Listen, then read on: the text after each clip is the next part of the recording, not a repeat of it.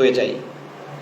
আমি আন্তর্জাতিক অপরাধ ট্রাইব্যুনালের চিফ প্রসিকিউটর হিসেবে আপনাদেরকে একটা আশ্বাস দিতে চাই, বিগত 5 মাসে, আমরা দায়িত্ব নেওয়ার পরে 5 মাস, আমরা মাত্র 124 জন ব্যক্তির বিরুদ্ধে গ্রেপ্তারি পরোয়ানা জারি করেছি, যার মধ্যে মাত্র 60 জনের মতো পুলিশ।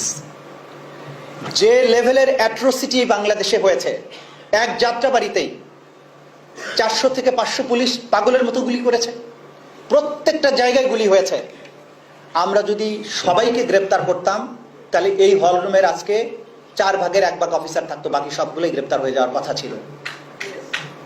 আমরা কিন্তু সেটা করিনি। আমরা একদম যাচাই বাছাই করে আলেপের মতো একটা সাইকোপ্যাথ সিরিয়াল কিলারের মতো লোককে আইডেন্টিফাই করার পরেই তার বিরুদ্ধে গ্রেপ্তারি পরোয়ানা জারি করেছে।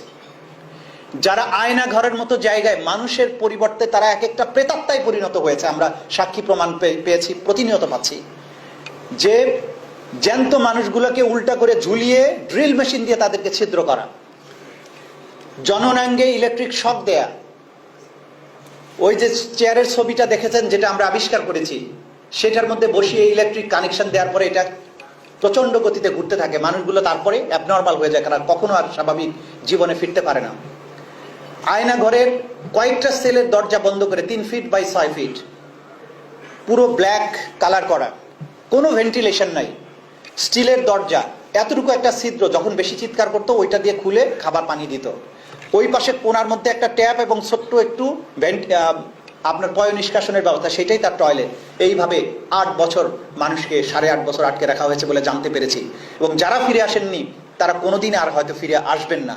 ওই দরজা বন্ধ করে স্কাই নিউজের এক রিপোর্টারের সাথে আমি বললাম 5 মিনিট এখানে দাঁড়িয়ে আমরা একটু অনুভব করার চেষ্টা করি যে কেমন ছিল এই জগৎটা। 2 মিনিট পরে ও চিৎকার করে বললো, ইটস সো ক্লাস্ট্রোফোবিক, আমি এখানে থাকতে পারবো না, চলো এখান থেকে বেরোই। এইভাবে একটি স্বাধীন রাষ্ট্র, সেই রাষ্ট্রকে যেসব দৈত্য দানবেরা আমাদের সন্তানদেরকে বছরের পর বছর সেভাবে আয়না ঘরে আটকে রেখেছে, তাদের কি বিচার হওয়া উচিত নয়? আমাদের সর্বশক্তি দিয়ে তাদের বিচার করতে হবে, কিন্তু সেই বিচার করতে গিয়ে কোনো নির্দোষ অফিসারকে আমরা হয়রানি করছি না, করব না ইনশাআল্লাহ। কিন্তু যারা অপরাধ করেছে তাদেরকে আইনের হাতে সোপর্দ করুন, কোনো অবিচার করা হবে না, কিন্তু কোনো অপরাধীকেও ছাড় দেওয়া হবে না, যত শক্তিশালী হোক, সে যত বড় জেনারেল হোক, যত বড় আইজিপি হোক, যত বড় মন্ত্রী হোক, প্রধানমন্ত্রী হোক। ইনশাআল্লাহ আমরা নিখুঁত প্রক্রিয়ার মাধ্যমে প্রত্যেকের আসল পাওনাটা বুঝিয়ে দেওয়ার চেষ্টা করবো ইনশাআল্লাহ। আমি আরেকটা জিনিসে আপনাদের দৃষ্টি আকর্ষণ করতে চাই। বাংলাদেশে জুলাই আগস্টে যে অপরাধটা হয়েছে, সেটাকে বলা হয়েছে, জাতিসংঘ রিপোর্ট দিয়েছে, আপনারা শুনেছেন, যে তারা বলেছেন যে শেখ হাসিনার প্রত্যক্ষ নির্দেশে এটা হয়েছে, এবং এই অপরাধের ধরনটা ছিল ওয়াইড স্প্রেড অ্যান্ড সিস্টেম্যাটিক।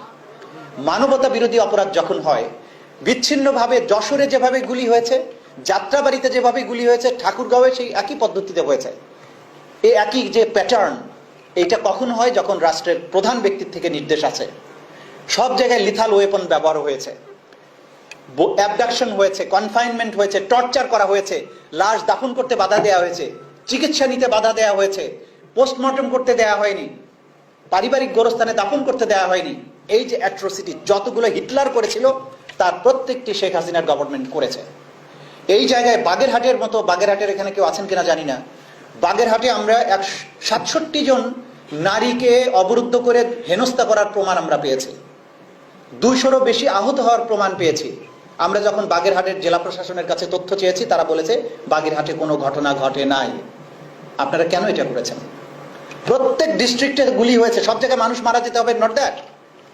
যেখানে গুলি হয়েছে, ছাত্রদের উপর হামলা হয়েছে, প্রত্যেকটা তথ্য আমাদেরকে দেবেন। এটা আমরা প্রমাণ করব যে গোটা বাংলাদেশ জুড়ে একসাথে আক্রমণ হয়েছে, এটা ওয়াইড স্প্রেড ছিল, সিস্টেম্যাটিক ছিল। আপনি রিপোর্ট না দিলেও জাতিসংঘ কিন্তু ঠিকই পেয়েছে যেটা গোটা বাংলাদেশ জুড়ে হয়েছিল। যারা আজকের প্রজাতন্ত্রের কর্মচারী, বাংলাদেশ প্রজাতন্ত্রের নামও চেঞ্জ হয়ে যাচ্ছে, আর প্রজাতন্ত্র থাকবে না, জনতন্ত্র হবে, আমরা আর প্রজা না। সেই বাংলাদেশে জনগণের সার্ভেন্ট অফ দ্য রিপাবলিক হয়ে আপনি যদি সঠিক তথ্য না দেন, আমাদেরকে বিচার কাজে সাহায্য না করেন, আপনাকে কিন্তু আমরা রাষ্ট্রের বন্ধু বিবেচনা করতে পারবো না। আমরা অনুরোধ করব, আন্তর্জাতিক অপরাধ ট্রাইব্যুনাল কথা আমাকে বেশি বলতে হচ্ছে কারণ এটা আমার সাথে রিলেটেড। সারা বাংলাদেশ জুড়ে আমাদের তদন্ত সংস্থার মাত্র 25 জন তদন্তকারী, আমরা 14 জন প্রসিকিউটর। এ দিয়ে 56,000 বর্গ মাইলে সংগঠিত অপরাধের বিচার করতে যাচ্ছি আমরা। সেক্ষেত্রে সবার বিচার আমরা করব না, নিচের লেভেলের পর্যন্ত না, আমরা শুধু বিগ ফিশ নিয়ে কাজ করছি, আপনাদের মাথায় রাখতে হবে। টপ কমান্ডার যার কারণে এটা ঘটেছে, অপরাধের উৎস যেটা, সেটা আমরা চিরদিনের জন্য বন্ধ করতে চাই এবং সেটা আমরা করব। সে কারণে আমাদের তদন্ত সংস্থা, আমাদের প্রসিকিউটররা বাংলাদেশের বিভিন্ন জায়গায় যাচ্ছেন। প্রশাসনের এখানে যারা উপস্থিত আছেন সবার কাছে বিনীত অনুরোধ, আমাদের প্রত্যেককে যথাযথ সহযোগিতা দিয়ে সাহায্য করবেন। যেখানে সিসিটিভি ফুটেজ আছে সেটা দেবেন, কোনো মামলা হয়ে থাকলে তথ্য দেবেন, আহত থাকলে তথ্য দেবেন, শহীদ হয়ে থাকলে তথ্য দেবেন। রাষ্ট্রের অর্গানগুলো, অনেক অর্গানই আমাদের সাথে নানানভাবে অসহযোগিতা করার চেষ্টা করেছে, কিন্তু আমরা ক্রমান্বয়ে কিন্তু সেগুলোর উপরে আমাদের নিয়ন্ত্রণ প্রতিষ্ঠা করছি। কারণ যে রাষ্ট্রে শহীদেরা রক্ত দিয়ে স্বাধীন করেছে, কতিপয় আমলা অথবা কতিপয় অফিসার বা কতিপয় ব্যক্তির কারণে রাষ্ট্র কারো কাছে জিম্মি হতে পারে না, এটা আমরা হতে দেব না ইনশাআল্লাহ। আপনারা বহুদূর থেকে, নানান জায়গা থেকে এসেছেন, আমাদের বিজ্ঞ অতিথিবৃন্দ কথাবার্তা বলেছেন। আমরা আশা করব যে, আমি বারবারই বলছি, প্রোঅ্যাক্টিভ হয়ে এই দেশটাকে আমরা আমাদের কাঙ্ক্ষিত জায়গায় পৌঁছে দিতে চাই। কখনো বাংলাদেশের আর স্বৈর শাসনের জন্ম না হোক, বাংলাদেশে কখনো কোনো স্বৈর শাসক তার জনগণের উপরে, তার সন্তানদের উপরে গুলি চালানোর দুঃসাহস না দেখাক, বাংলাদেশে কখনো আয়না ঘরের কৃষ্ণ অন্ধকার আবারও ফিরে না আসুক, এমন একটি বাংলাদেশের জন্য আপনারা হচ্ছেন ফোর ফ্রন্টের সৈনিক। আসুন সবাই মিলে বাংলাদেশকে ভালোবাসি এবং এই বাংলাদেশকে একটা আলোকিত উজ্জ্বল ভবিষ্যতের দিকে নিয়ে যাই।